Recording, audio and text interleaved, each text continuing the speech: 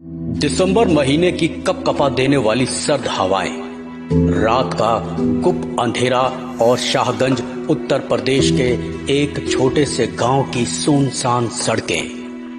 लगभग पूरा गांव ही नींद की आगोश में अपने दिन भर की थकान को मिटाने की कोशिश कर रहा था। पर इसी गांव की एक आलीशान कोठी, जहां पर इस वक्त इतनी रात में भी कुछ लोगों की चहलकदमी सुनाई पड़ रही थी, और इसकी वजह थी इस कोठी के ठाकुर सूरजभान सिंह, जो आज लगभग 8 महीनों की यूरोप की यात्रा के बाद अपने घर वापस पहुंचे थे। और उनके साथ थे उनके सबसे नए मगर बेहद ही खास और करीबी दोस्त कौटिल्या प्राशर। और इसी घर में ठाकुर सूरजभान सिंह की इकलौती बेटी मैथिली, जो पिछले कई घंटों से अपने पिता और उनके दोस्त की आवभगत में लगी हुई थी। आखिरकार उसने अब फाइनली अपना काम खत्म करके चैन की सांस ली।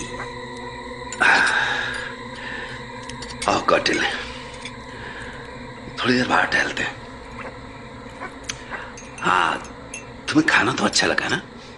सच बताऊं तो मैंने तो बहुत दिनों बाद मैथिली बिटिया के हाथ का खाना खाया। वाह, मजा आ गया कसम से। हाँ सूरजभान, तुमने सही बोला। इतने दिनों के बाद मैथिली तुमसे मिली है, शायद इसीलिए उसने अपना पूरा प्यार हमारे खाने में ही मिला दिया। मैंने भी आज कुछ ज्यादा ही खा लिया है। वाकई बहुत प्यारी बच्ची है तुम्हारी। हाँ वो तो है। चलो मैं तुम्हें अपनी कोठी के चारों ओर फैले बागों की सैर कराता हूँ। सच बता रहा हूँ, इतना खूबसूरत और शांत माहौल तुमने आज से पहले कभी नहीं देखा होगा, कभी भी नहीं।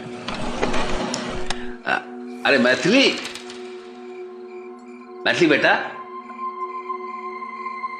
हम बाहर बगीचे में जा रहे हैं, तुम भी वहीं आ जाओ, बातें करेंगे साथ बैठकर। जी बापूजी, आप लोग चलिए, मैं बस अभी आई। अरे संभल के कौटिल्य भाई, ये गांव के बगीचे हैं, यहाँ पे तुम्हारे वो विदेशी पक्के साफ सुथरे रास्ते नहीं मिलने वाले। यहाँ तो वही उबड़ खाबड़ रास्ते मिलेंगे, संकरी पगडंडियों वाले, इसलिए थोड़ा संभल के चलो। पता है सूरजभान, अच्छी तरह से पता है। वो तो अंधेरा इतना ज्यादा है कि मैं कुछ ठीक से देख ही नहीं पाया। वैसे सूरजभान, मुझे तो ये डरावना लग रहा है। दूर दूर तक सिर्फ अंधेरा ही अंधेरा दिख रहा है। आवाजें भी कैसी, हर तरफ बस सन्नाटा पसरा है। अरे भाई, घबराने वाली कोई बात नहीं, तुम बस आगे बढ़ते रहो। देखो कितनी बड़ी कोठी है मेरी। हाँ वो तो दिख रहा है। और वो क्या है आगे, खंडहर जैसा? वो भी हमारी कोठी का हिस्सा है। दरअसल पूरी जमीन जायदाद ये सब हमारे पुरखों की निशानी है। अब जिससे जैसा बन पड़ा रखा उसने वैसे ही। खैर, बल्कि अगर तुम कुछ पहले आए होते यहाँ इस कोठी में जहां तुम रह रहे हो, तो वो भी तुम्हें खंडहर ही लगती। अभी पिछले साल ही तो, अरे मेरे यूरोप टूर से पहले मैथिली के कहने पे ही मैंने पूरी कोठी की मरम्मत सजावट करवाई थी। ये जो सब तुम देख रहे हो, ये पूरा बाहर का पोर्शन है। करेंगे धीरे धीरे, इसकी भी मरम्मत करवा देंगे, बस थोड़ा वक्त लग रहा है। बापूजी, कहाँ हैं आप लोग? लो, अब तो मैथिली भी आ गई। आओ कौटिल्य, आओ, थोड़ी देर यहीं बैठते यार। मैथिली, हम इधर ही हैं, आ जाओ। हाँ, जी बापूजी। कौटिल्या अंकल, आपने बताया नहीं, ये आपकी गोद में ये कौन सा जानवर है? बहुत ही अजीब सा है। मैंने आज तक कोई भी जानवर ऐसा नहीं देखा। पहली नजर में तो ये मुझे एकदम नेवले जैसा लगा, लेकिन फिर इसकी कदकठी देखकर तो ऐसा लगा मानो कोई बिल्ली हो, कोई बहुत बड़ी बिल्ली। इसका काला रंग, पीठ पर सफेद धारियां जैसे कि कोई गिलहरी, लेकिन फिर पीछे इतनी लंबी पूंछ। आखिर ये है क्या? मैथिली बेटा, तुमने पहली बार में ही सही पहचाना, ये नेवला ही है। इतना डरावना और अजीब? हाँ, क्योंकि ये कोई आम नेवला नहीं है। मैं इसे ब्राजील के जंगलों से लाया हूँ। और आप इसे हमेशा अपने पास रखते हैं, हर जगह जहाँ भी आप जाते हैं? अब तो इसकी आदत हो गई है। इकलौता यही मेरा परिवार है और इससे क्या डरना, बल्कि इसके कारण तो मैं अपने आप को सेफ महसूस करता हूँ। और तुम्हें पता है मैथिली बेटा, इसके पास एक अनोखी शक्ति भी है। अच्छा, वो क्या? कोई भी चीज अगर इसने एक बार सूंघ ली तो फिर तुम उसे पाताल में भी कहीं छुपा दो, ये उसे वहां से भी ढूंढ निकालेगा। क्या सच में अंकल? फिर तो ये वाकई में बहुत इंटरेस्टिंग है। और इसके साथ आप भी। किसी दिन मैं भी आपके साथ इस नेवले की कलाकारी जरूर देखूंगी। जब तुम चाहो मैथिली बेटा। वैसे बापूजी, आप अंकल से कैसे और कब मिले?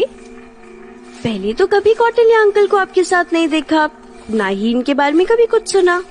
अरे देखोगी कैसे, मुझे खुद कौटिल्य से मिले 3 महीने हुए अभी। मेरी इस यूरोप यात्रा के दौरान ही एक देर रात में बस ऐसे ही पास में अपने होटल की ओर लौट रहा था पैदल, तो मुझे सड़क के किनारे बेहोश पड़ा दिखाई दिया। पता नहीं क्यों इसको देख के एक अजीब सी बेचैनी सी, कुछ समझ रही हो ना, एक अजीब लगाव सा महसूस हुआ। बड़ी मुश्किल से इसको होश में लाया मैं, और बस उस दिन के बाद हम दोनों दोस्त बन गए।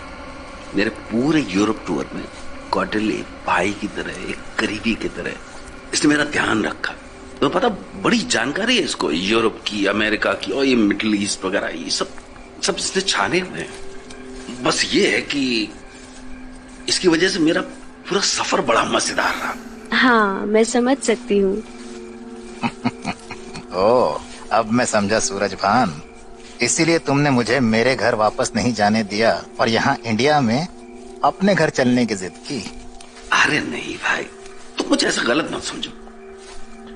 मैं सच में चाहता हूँ यार कि तुम हमारे साथ में रहो, मतलब मेरे घर परिवार के बीच। क्यों, तुम यहाँ आके अच्छा नहीं लगा क्या? तुमने तो दिल पर ही ले लिया, मैं तो मजाक कर रहा था। अच्छा, बहुत अच्छा लग रहा है यहाँ आकर, इतना सुकून और शांति, और क्या चाहिए? ये क्या है बापूजी? इतनी रोशनी, ये कहाँ से आ रही है? मेरी आंखें चंधी आ रही हैं। ये सब क्या हो रहा है? मुझे कुछ नहीं पता। ये रोशनी, ये तो वहाँ उस कुएं से बापूजी। हाँ, उस सूखे हुए कुएं से ही ये रोशनी निकल रही है। पर कैसे? पहले तो कभी ऐसा कुछ नहीं देखा। बहुत तेज आवाज थी, मेरे तो कानों में झंझनाहट होने लगी। मैथिली, तुम ठीक तो ना? हाँ बापूजी। वो देखो, कुएं से आने वाली रोशनी कम हो रही है और वो आवाजें भी अब नहीं सुनाई दे रही।